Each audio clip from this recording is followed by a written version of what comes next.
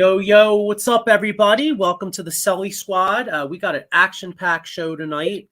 All kinds of stuff. Actually, guys, this is one of the best times of the year as far as all you think about it. All four sports are going right now. Every main sport is going, and even the Union, Diego, as you know, with you covering the Union. So actually, technically, all five sports really are going. Mm-hmm. Yeah, the playoffs are coming up for the Union. Okay. A couple weeks. So we're going to get into it all. I mean, Philadelphia Eagles, with the Great Escape. I saw a lot of, there's a lot of chatter out there about how, the Eagles aren't playing well, criticism, blah, blah, blah. Hey, look, the bottom line is 4-0 is 4-0 in the National Football League. I mean, last time I checked, there's only two teams in this league that are 4-0, and that's the Philadelphia Eagles and the San Francisco 49ers. Everyone else has a blemish. Kansas City didn't exactly look great last night. They found a way to win that game. But guess what? At the end of the day, you look at the record on the left. The number on the left needs to be much better than the number on the right, and that's how it goes. So, Eagles escaped with the win. Philadelphia Phillies, huge wild card week. Little concerned about the opponent, but we'll get all into that. And then we got basketball. I mean, it looks like the Sixers tanked. No James Harden, no surprise. Basically, the Sixers did all that tanking to wind up in NBA purgatory because that's exactly where it looks like they are. What do you guys? That's what it's looking like. So, but what it's looking like.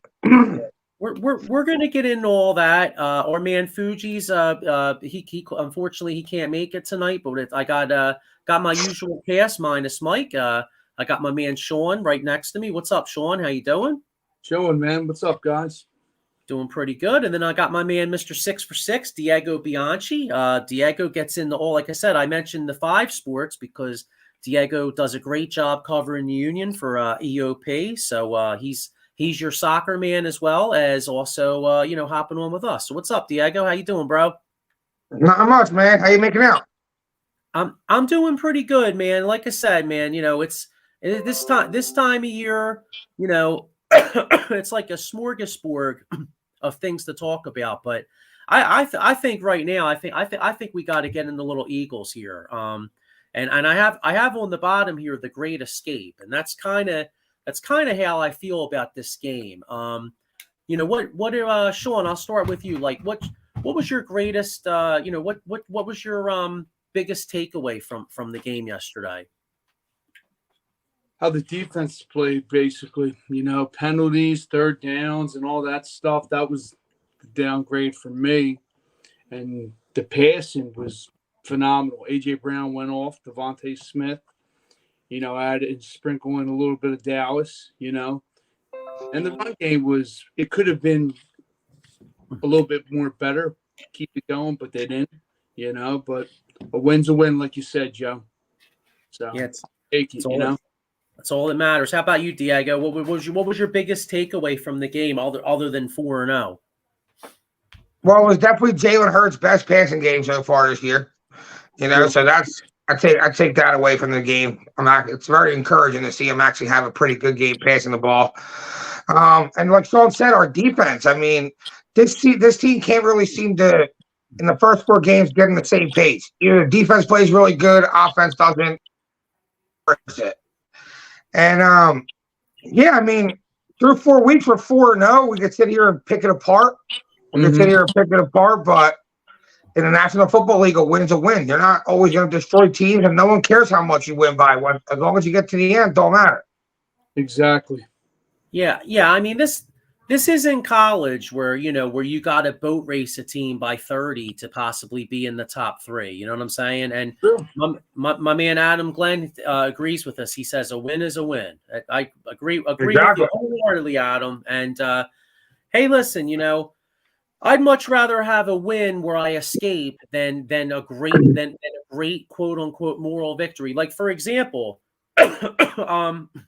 last night's game, the New York Jets. Now, that was that might have been the best game I've seen, or at least the best stretch that I've seen Zach Wilson have since he's been in the NFL. Mm-hmm.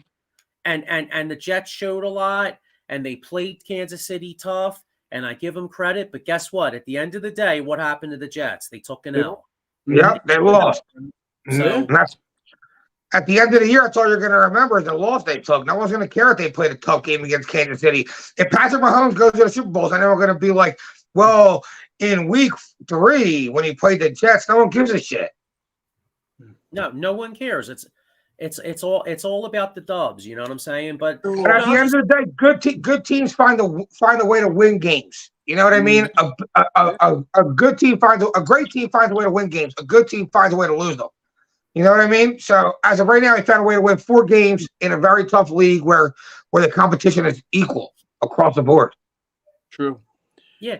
I mean, look at this NFL. Like, and you know, and you never hear the saying it's a week to week league. Like, you know, for example, look at the Miami Dolphins. I mean, everybody and their mother was anointing the Miami Dolphins as like the greatest thing since the greatest show on turf after they put 70 on Denver last week.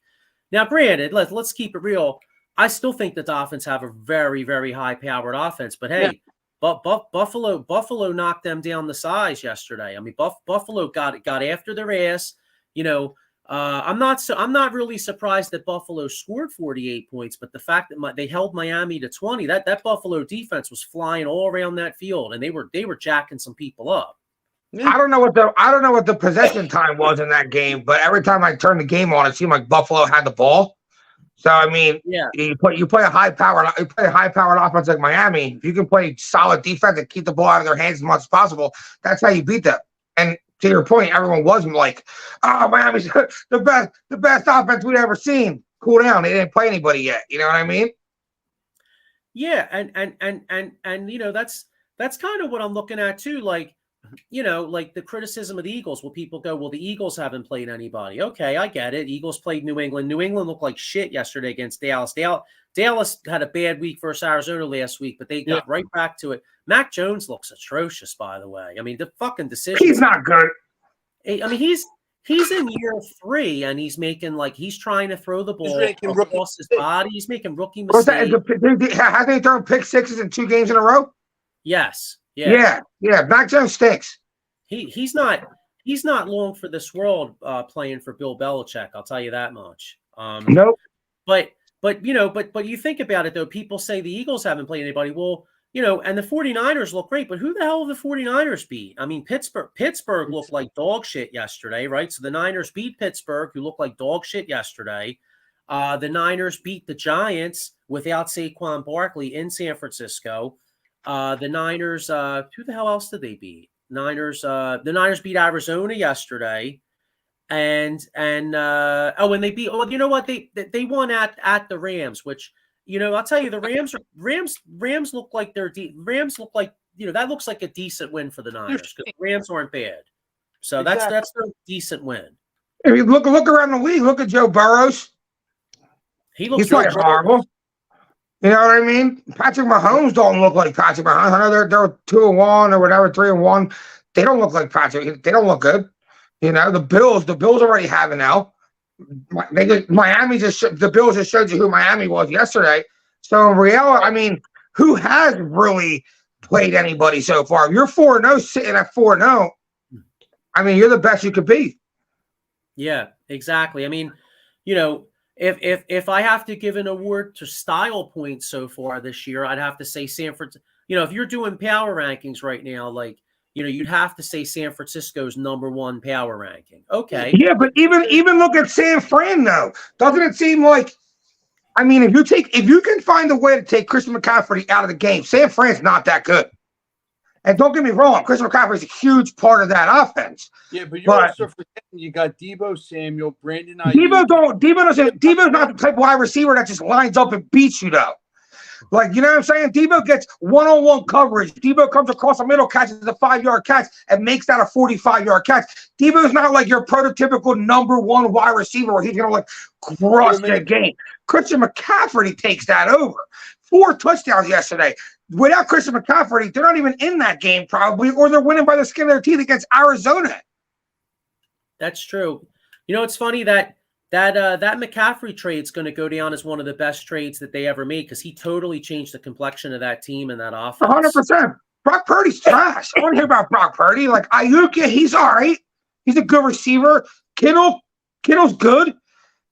Deebo Samuel's really good. They got one really great player on offense. That's Chris McCaffrey, the best offensive player in the NFL. Yeah, and guess what? The Eagles played a run pretty good. That's true. That's true. I got a comment here, Pat Bernard. What's up, fellas? Hey, what's up, Pat? How you doing? You could check Patty out Sunday mornings on Edge of Philly on the PM and the AM show. What offense scares you more, San Fran or Dallas? I'm more scared of Dallas. They have more weapons across the board, in my opinion. Yeah. I mean, Dak hasn't impressed me yet. But we'll see. Adam Glenn says we don't make our schedule. Here's I got a comment right here.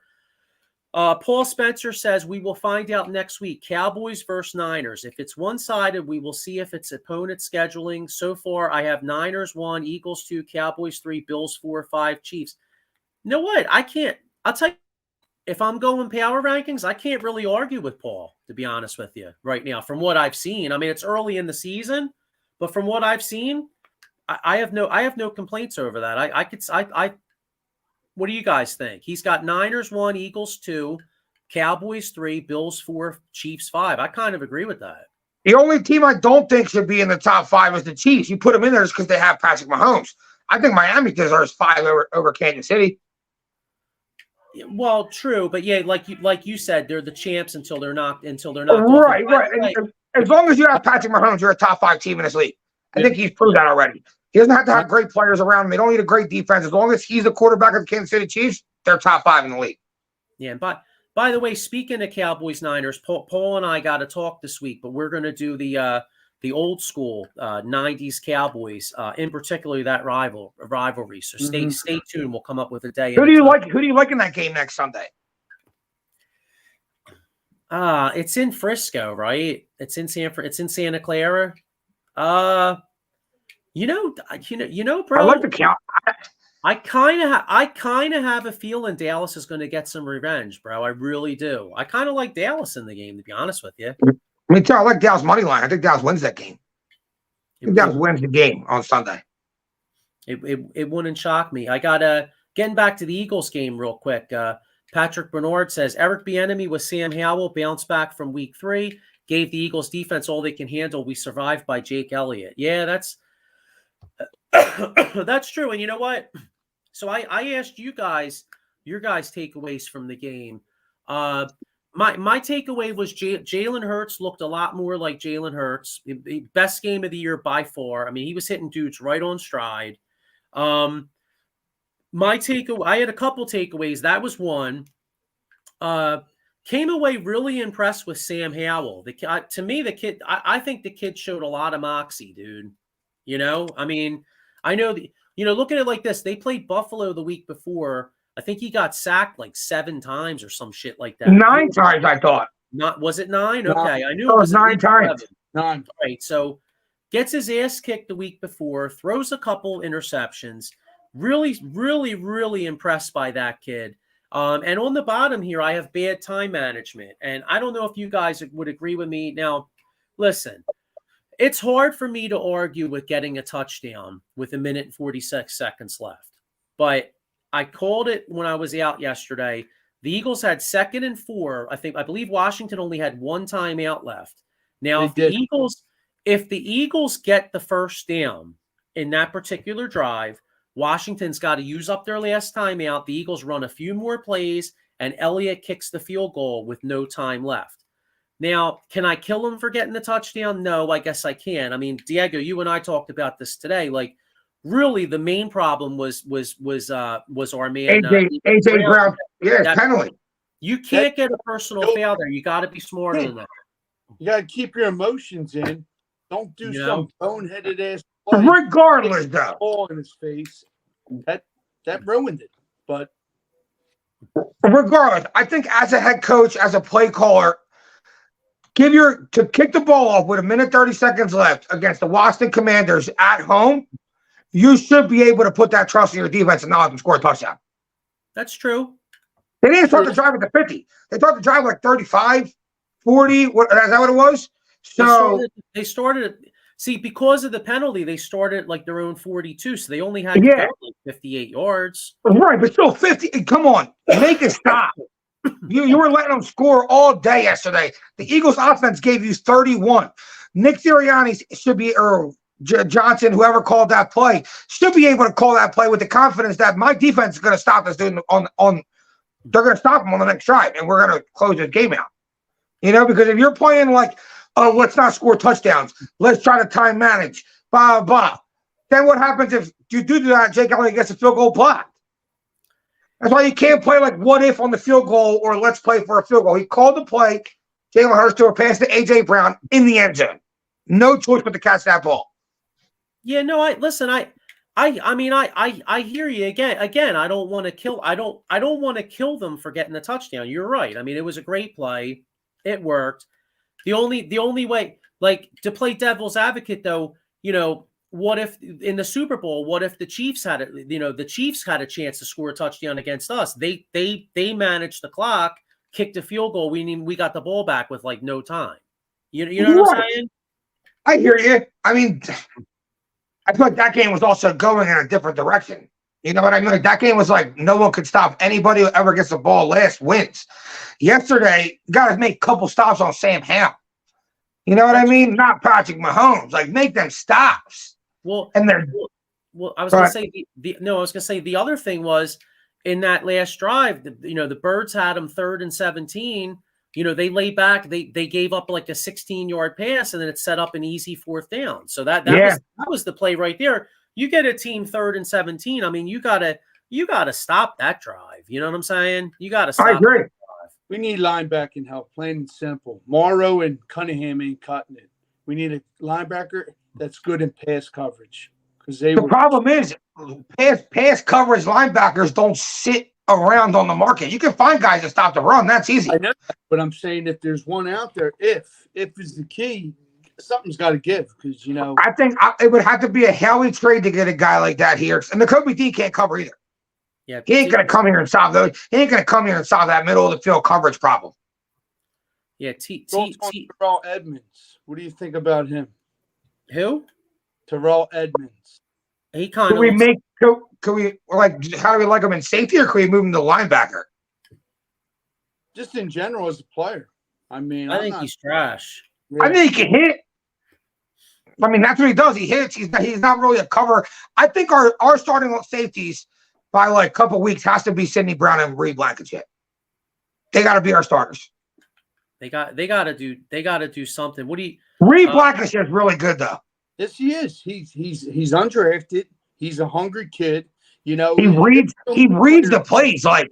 Yeah, but there's so many players out there right now in college that are small schools, undrafted, and you know they're just as good as your AJ Browns, your all the top players, but they never get that chance to show themselves. And Reed's one of them, like you said. He plays a hell of a safety because safety, you're playing center field. You see everything in the field, you know, and you can dissect it and get there before it even happens, you know, and it's a blessing to have him. I love him. I mean, I love his tenacity and the way he plays, like I said to you before. Nicholas Morrow had a really good game yesterday. Yeah, 11 tackles, 3 sacks, forced fumble. Like, I mean, he played pretty good. If the Kobe D don't come in and make some sacks, then they're going to be talking about that middle linebacker position. Hey, what do you guys think of Mike Loro's comments here? Because he says Desai definitely was shitty all game. As far as like, you know, having him and then T-Rex Will says Morrow played well yesterday. And then one more, Paul Spencer says, man, you got to give some huge love. Props to Devontae Smith.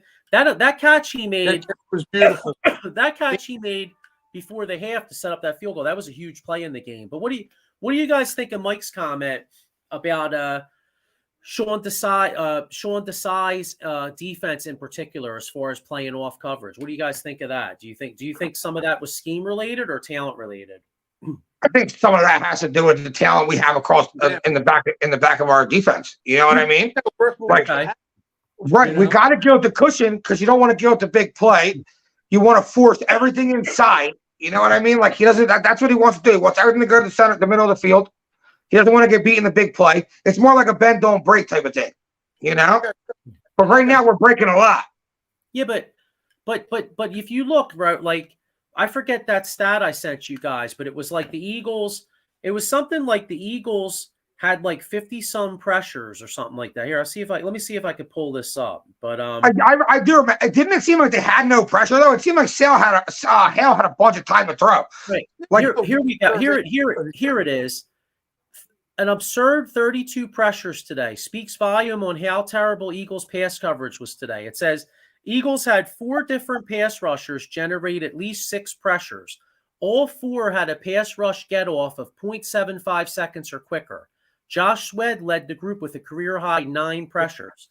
Now the point of that is if you're getting that much pressure that quick, how the fuck are they completing all these passes? You know what I'm saying? Like it doesn't, like to me, if the D line is getting there that quick, then shouldn't these guys maybe be up on the receivers a little bit more because your line's getting there fast? Like I'm wondering if it's a scheme issue.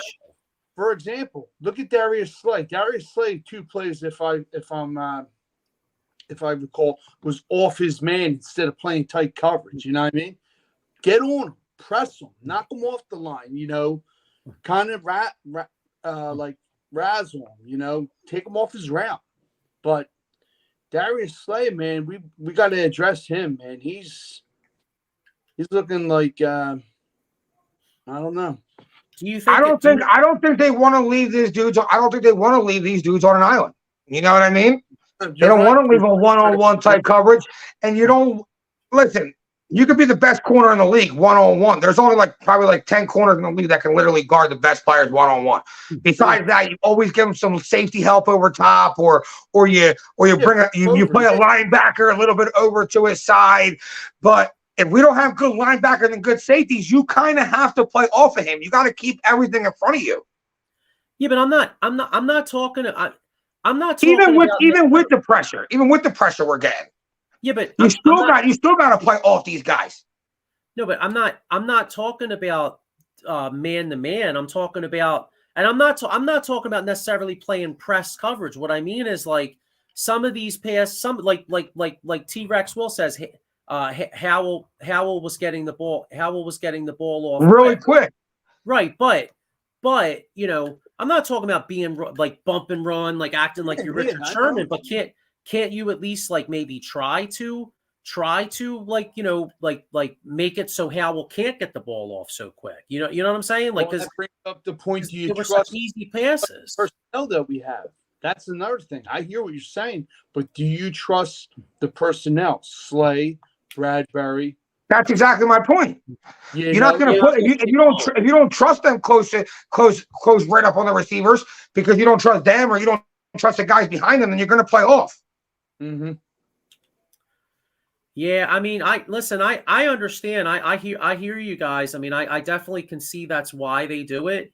It's just again, to me, it's just you look at this and like the Eagles have the best. The Eagles get more pressure than just about anybody else in the NFL, but yet they're giving up all these completions. It just goes to show you maybe Howie needs to make a move, and you know. Maybe the idea of moving Bradbury inside isn't really that great of an idea. Maybe they should go out and try to get a slot corner to replace Maddox and move Bradbury back outside. Because Job ain't it. Job is not it. Job's a good player. Job is not a great. He's not Bradbury on the outside, if that makes sense. Or Bradbury's not Avonte Maddox on the inside. You know what I mean? It's they're supposed to be in their position for a reason. He's a rookie. He's trying his best, but he ain't cutting it. It's plain simple, you know?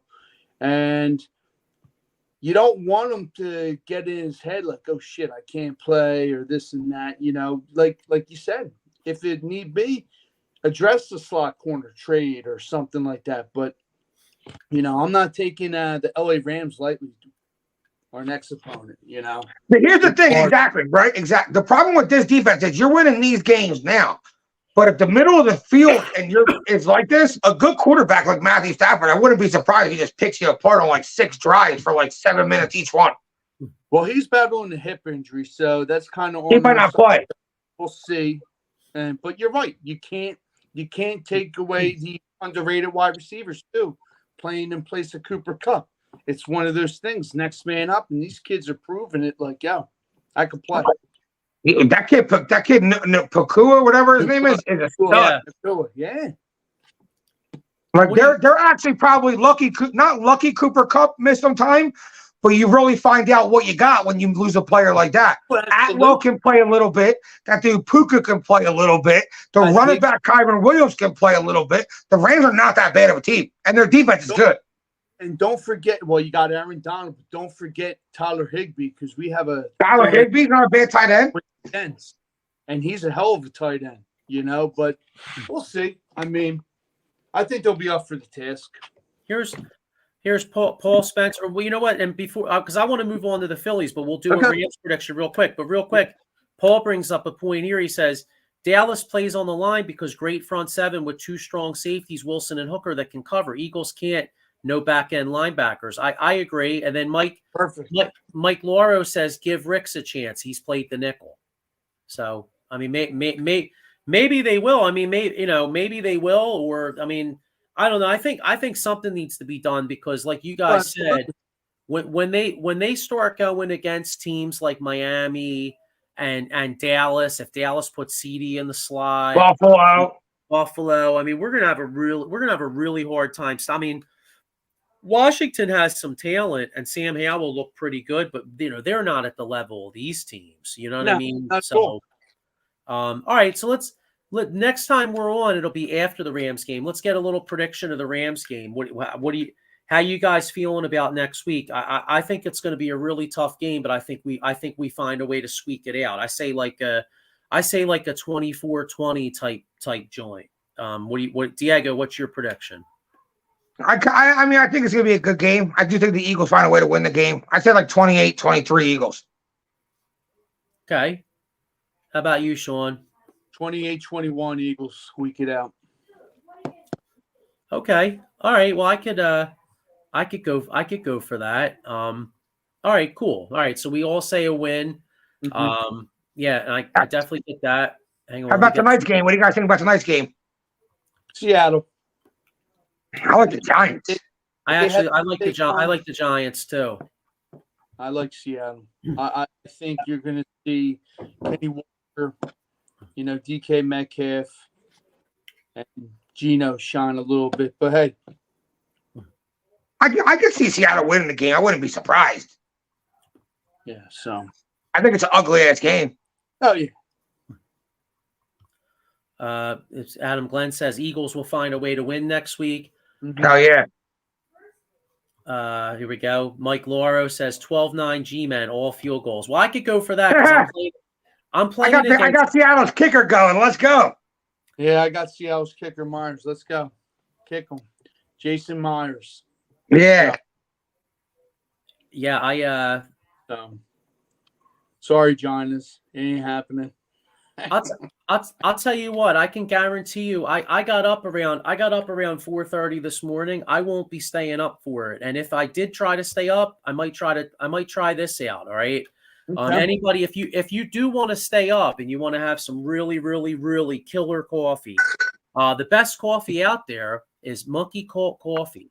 You could check it out. The promo code OOTBS Sports at monkeycultcoffee.com. So, like I said, I won't be watching because I'm trying to get to bed kind of early. But if you're trying to stay up, because Giants Seattle, it's a decent game. I don't know about that. I don't think it's worthy. But if you are, drink some coffee. And then we're about to get in the Phillies wild card. Well, any baseball fans out there, here's hoping the Phillies make a great run. If they do, maybe you could get yourselves a 2023 Philadelphia Phillies World Series mug. If you do, this company called Dugout Mugs, they got a mug for any baseball fan. You could use the promo code OOTBS Sport20 at dugoutmugs.com. So make sure you check that out. I got another one. One thing we forgot to talk about this game. Eagles came out with a little bit of injuries. Cam Jurgens, you guys see that? Cam Jurgens got like a sprained foot or something like that. Yeah, a couple weeks. Yeah, so Cam Jurgens has a personal injury. Well, he plays for the Philadelphia Eagles, so he doesn't have to call Jason Fine. But if any of you out there have a personal injury or, slip and fall, workers' compensation, make sure you call my man Jason Fine, a.k.a. Attorney Big Al. He's got 3 offices throughout the region, one in Philadelphia, PA, one in Cherry Hill, and one in Pittsburgh, PA. So make sure you give Jason Fine a call when you have a chance, if you need him. And I got one more, except I can't find it. Where the fuck is it? Anyway, all right. One more. Anybody taking a trip out there? I know next week in LA, a lot of Eagles fans will be flying out to LA, taking a trip. And if you do, the best man for taking a trip is Vince Rizzuto and Philly Sports Trips. So make sure you check him out. He does it right, and use them up. Right. I know if we had Fuji, I'd have Fuji make the this one. You know what I'm saying? Yep. So, all right. Well, anyway, we got a lot of Eagles talk. Let's get into some Phillies here. What's your guys? I mean, I'm a little concerned about playing the Marlins. Diego, you kind of told me that if I'm scared, actually, no, it was you, Sean. You told me kind of basically I should go buy a dog. Yeah, I'll take you to PetSmart. I'll pick you up. What's your guys' thought about the about this series? First impressions of the Marlins. Diego, I'll start with you. Didn't want to play them. I mean, the one I guess it was like 1 out of 3 teams. It was the Diamondbacks, the Marlins, or the Cubs. So we had a 33% chance we were playing them anyway. But what they have 2 lefties against us, which kind of hurts Schwarber. It would take Marsh out of the equation, so you're going to be playing Rojas.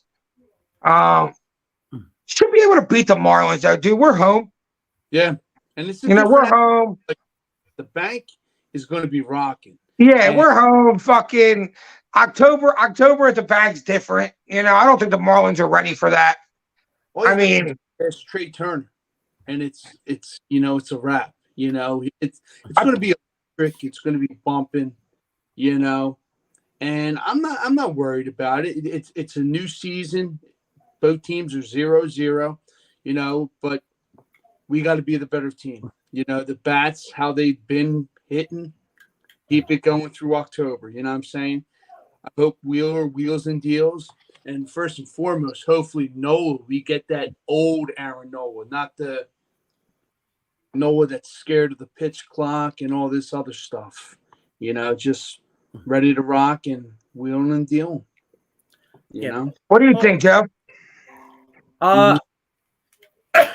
So I'm kind of like you. I wanted no part of the Marlins, honestly, because like T-Rex W says, the Marlins always play us tough. First off, we were 6-7 against them throughout the season.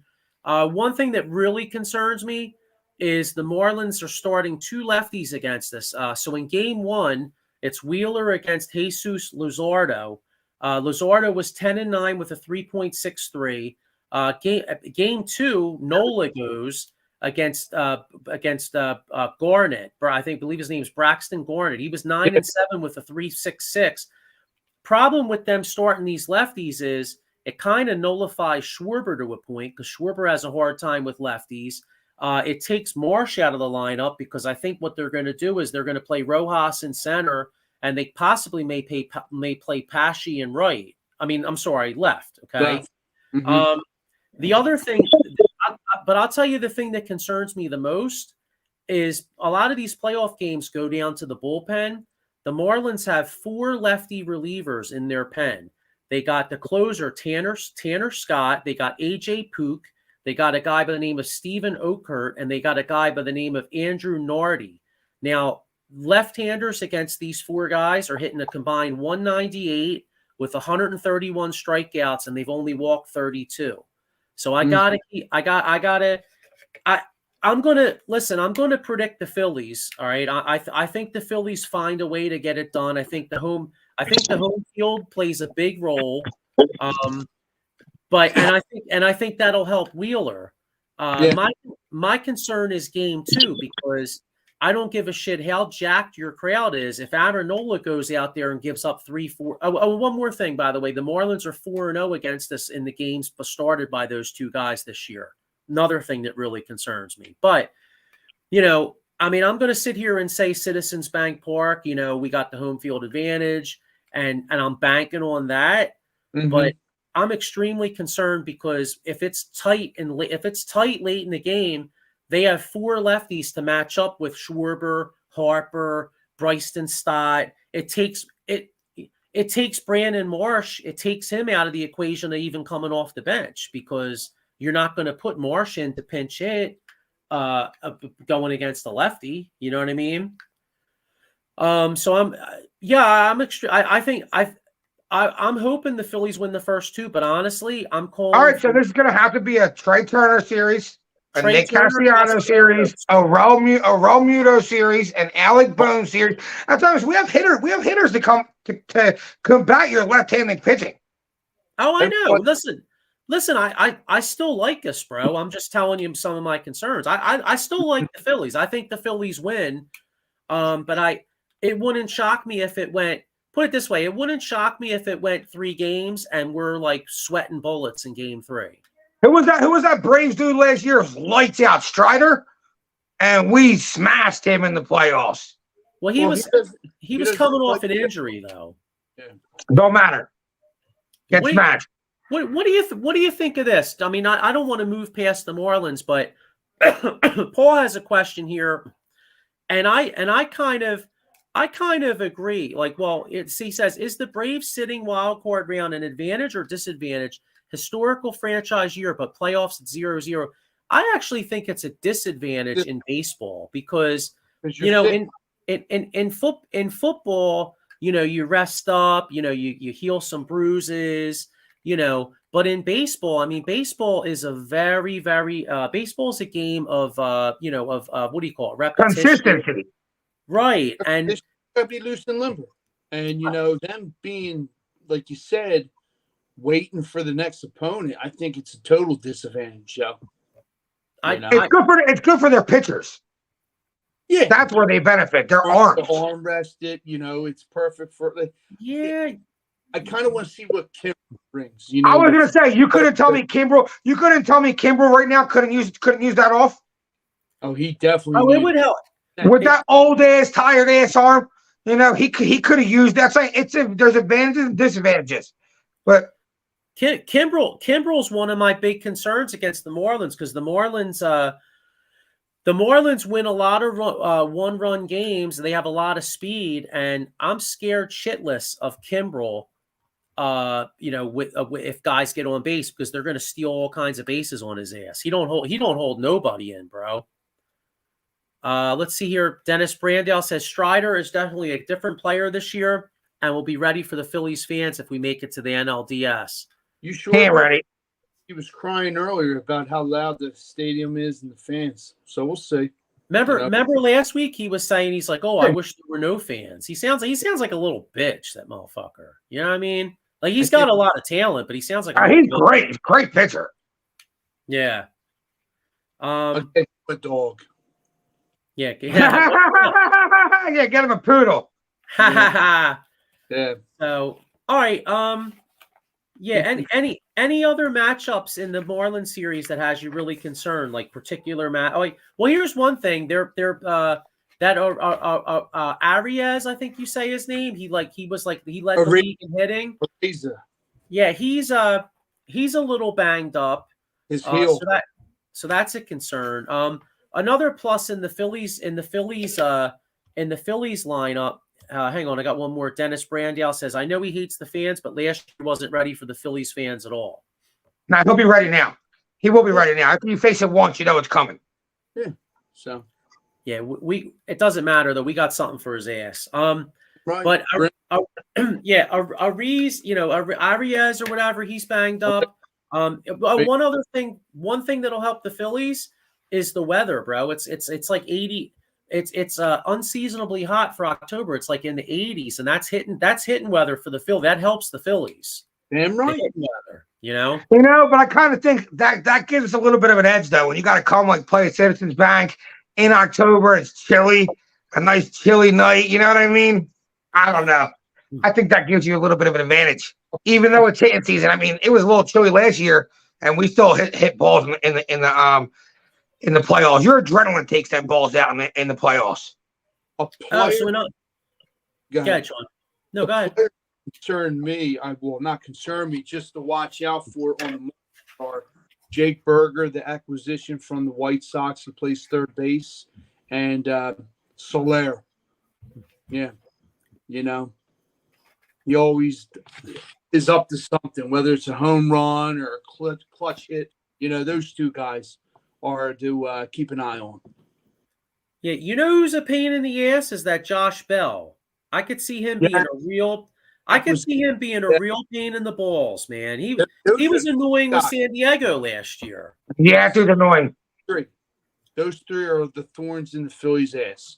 Yeah, I can see that. Yeah. I'm sorry, 4. Since he's due to health, Areza and Soler. Those 4 guys, just watch out for. Hopefully, we can put a stop to them. You know.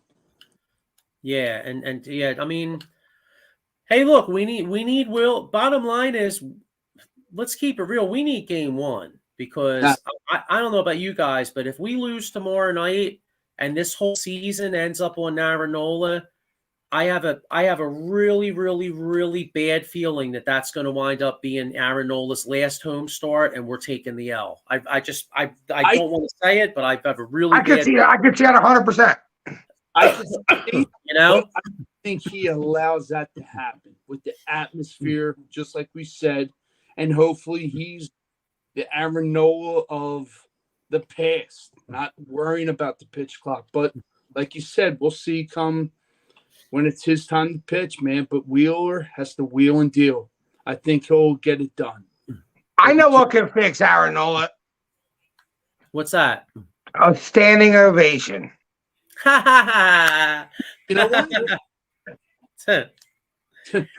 Hey, you know what? Let's keep it real though. Hey, try. You know, we can knock it all. You can knock it all you want, but Trey Turner started hitting right after that. I know. I don't think. I know. That's why. Paul Spencer says Braves top 3 coming back: Strider, Fried, and Morton, but can't look past the Marlins. Throw the records out. Yeah, listen. Yeah. Hey, Paul. You know, to be honest, I mean, I'll be honest with you. As good as the Braves are, I think the Phillies match up better with the Braves than they do the Marlins. So I mean, I'm not saying this is going to be a harder series than the Braves because I'd be a moron to say that because the Braves have one of the best lineups ever in baseball this year. But how many Paul going to be? We take him out 2 years in a row. It could be a real possibility. I don't think he'd be too happy. Yeah.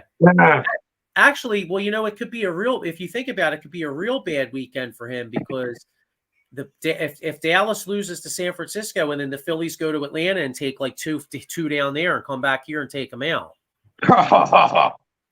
Paul Spencer says only team that scares me is the Phillies. I don't blame you, bro. You should be afraid. You should be very afraid. Yeah. He's rooting hard. Yo, he's rooting hard. He's a Marlins fan.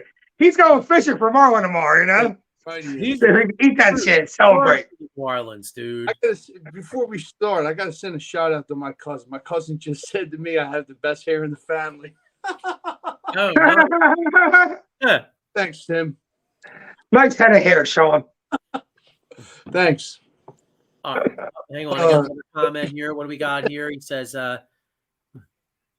Adam Glenn says, I trust Nola. If he pitches good, he will get paid. Wow. Well, that's a lot of pressure, though. I was going to say, Adam, God bless you. That makes one of us because I don't trust him at all. Put more pressure on him. Imagine the skip goes up to him before the game, like your paycheck, your extension's on this. Kiss on the ball. Nola's giving up 8 in the first inning. Paul Spencer says, "Did I mention my Asian ass loves Memorialin?" LOL. Oh man. All right, so let's do our. All right, so I already made my prediction. I say Phillies in 3 with extreme sweat. Tight sphincter central, and but they find a way. They find a way to gut that John out. All right, Sean, what's your prediction? I'm right there with you, man. Tooth and nail. We do it. Right there with you. 3. All right, Diego. I think we got a Wheeler dub coming. We got a Nola dub coming. We're taking 2. We're not playing Thursday. Let's go. We're not playing Thursday. We're getting ready to go spank Atlanta, baby. Chop, chop, chop. That's what's up. No playing on Thursday. That's what's up. All right. Well, speaking of a motherfucker that don't do no playing. All right. The Sixers opened up. Sixers opened up training camp today. Well, at least today was media day, and it got of course bitch ass James Harden ain't there. All right. And it got me to thinking. I have 2 questions. One I'll pull up a little later. It's going to be how long until Embiid asked out. But here's one. I kind of want to ask the people out there. We all hated Ben Simmons a couple years ago. Who's more hateable right now, James Harden or Ben Simmons? I'll tell you, I can't stand Simmons, but I'm going with Harden. I don't think it's hard. Look, at Ben Simmons, we drafted him. He didn't want to be here from the start. You know what I'm saying? We moved him. James Harden forced his way out of Brooklyn to Philadelphia. You know what I mean? We do whatever we can to get him here, and now you don't want to be here? That shit's corny. James Harden's corny. Slap and spit in our face, yeah. Mm-hmm. He's soft. He's a bitch. Fuck James Harden. He sold it. That's what he basically. Yeah. And dude, a lot of balls, you know what I mean? Like, you're asking to be traded everywhere. You never won shit. You know what I mean? Like, I feel like if you're going to be in the NBA, you're going to be like, send me here, send me there. Like, say you're LeBron James. All right, you won. You went to Miami, you won. You asked to go back to Cleveland, you won. You asked to go to the Lakers, you won. You know what I mean? You earned the right to be able to be like, send me here, send me there. You know what I'm saying? Or if you're like, all right, if Steph Curry wants to go somewhere else.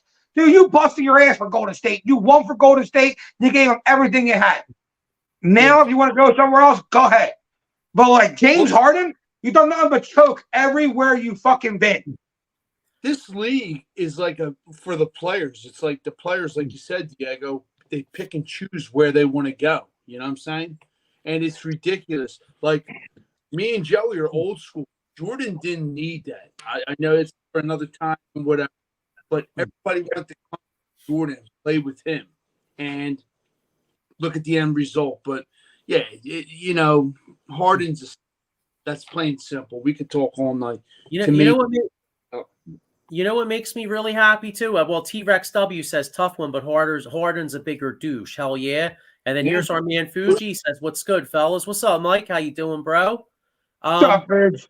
Here's one that cracks me up. So the Sixers...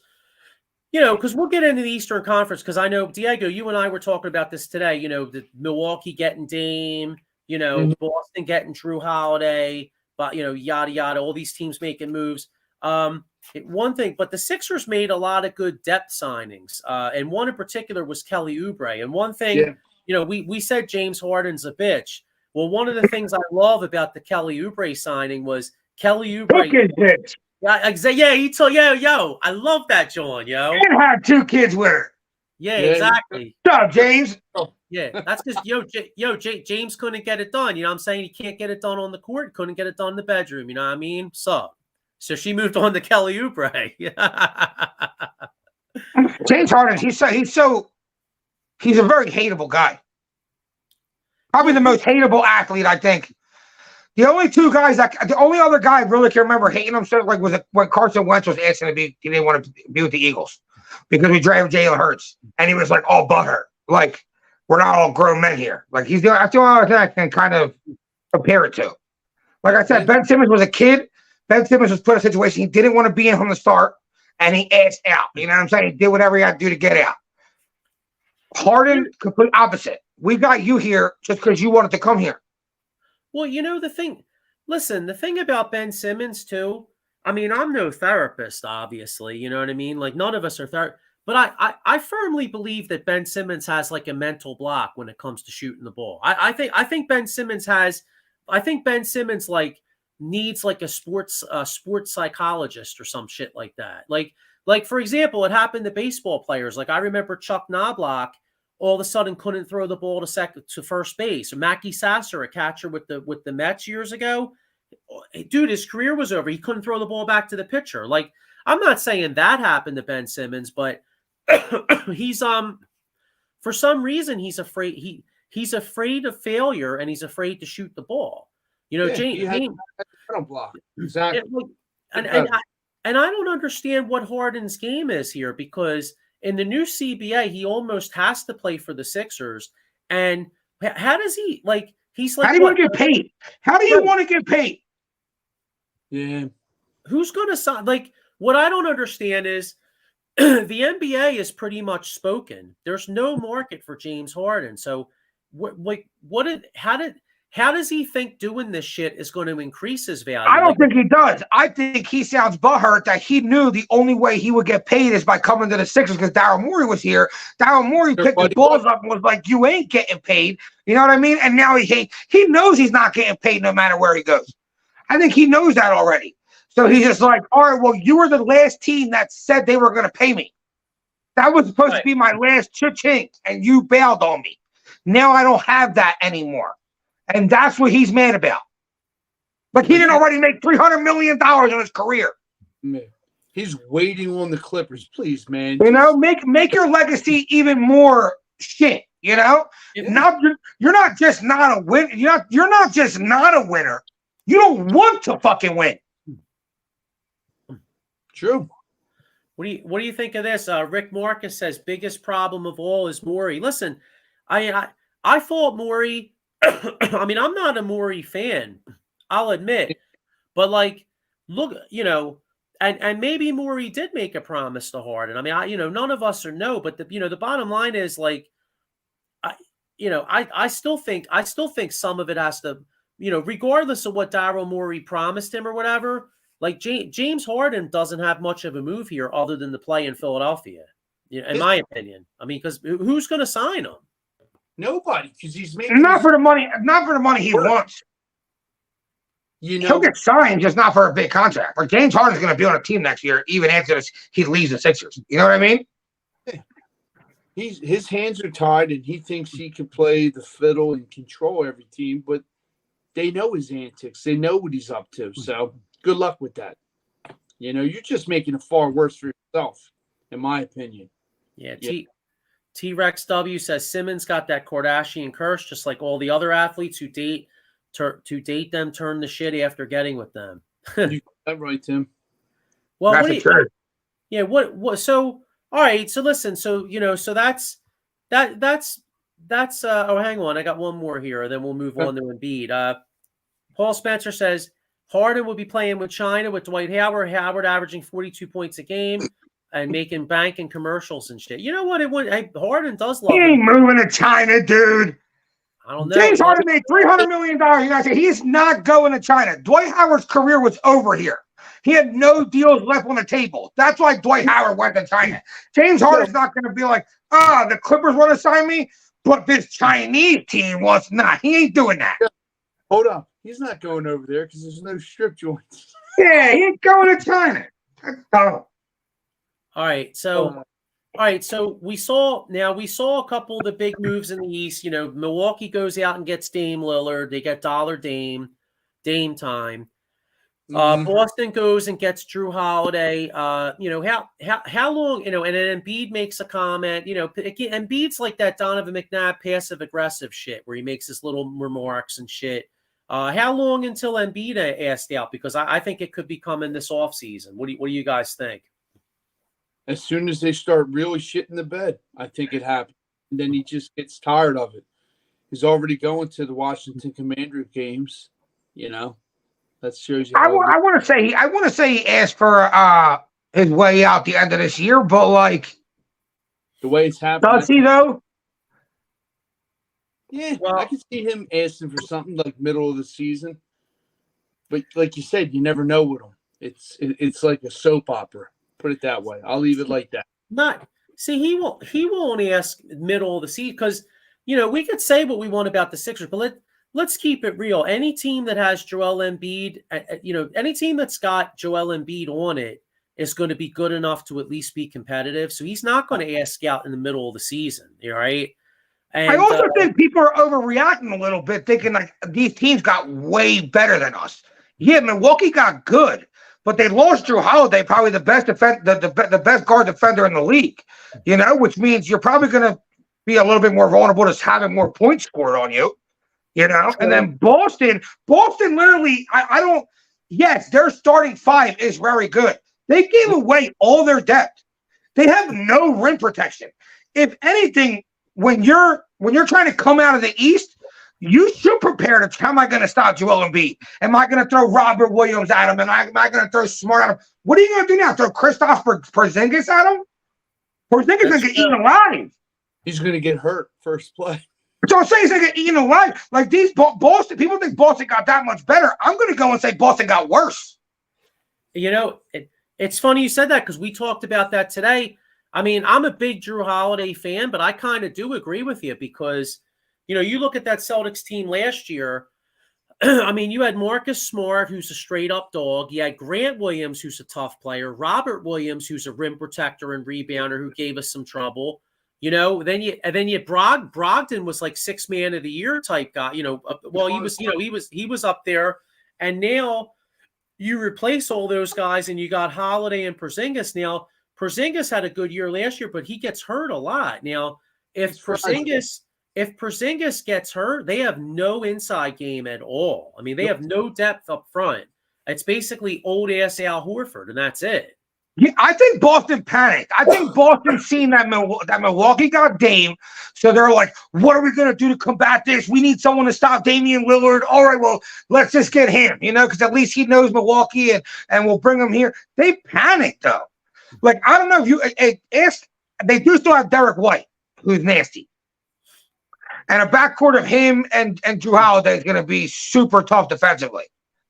But I don't know. I don't know if it makes you that much better. Like, is Drew Holiday that much better offensively than Brogdon, or that much better defensively than Smart? No, I mean Drew. Like I said, Drew Holiday is a hell of a player. I mean, I was hoping the Sixers could have got him, but again, I can't.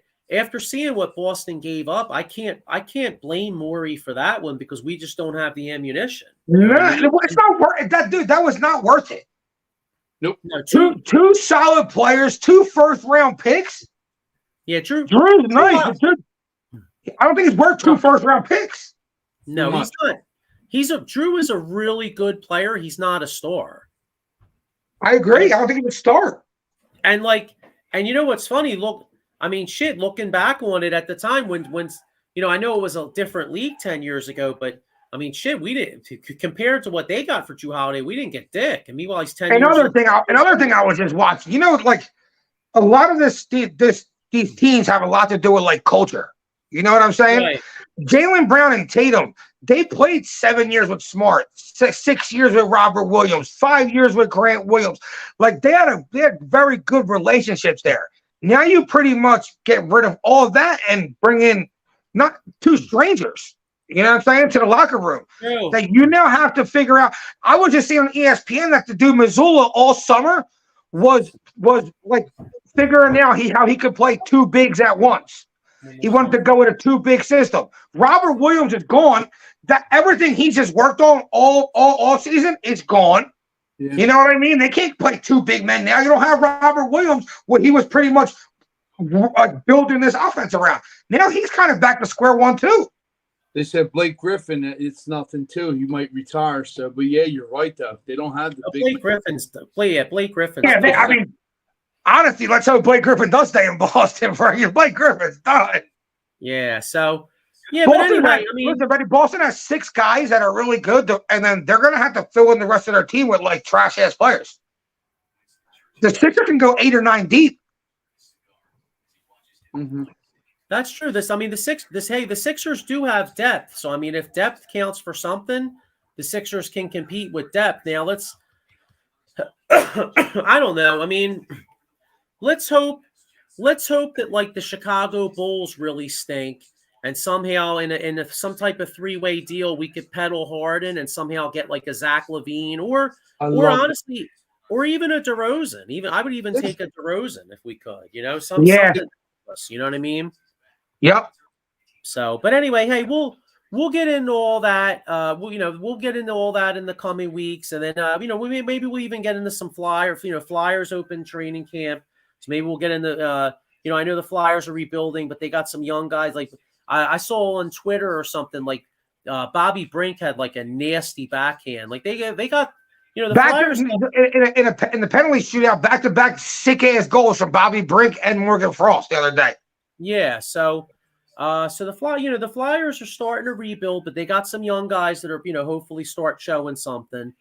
I guess we'll see what happens there. But hey, by the time we're back on here, the Eagles would have played. The Eagles hopefully will be 5-0, and the Phillies will be right in the midst of a series with Atlanta. So or out of the playoffs.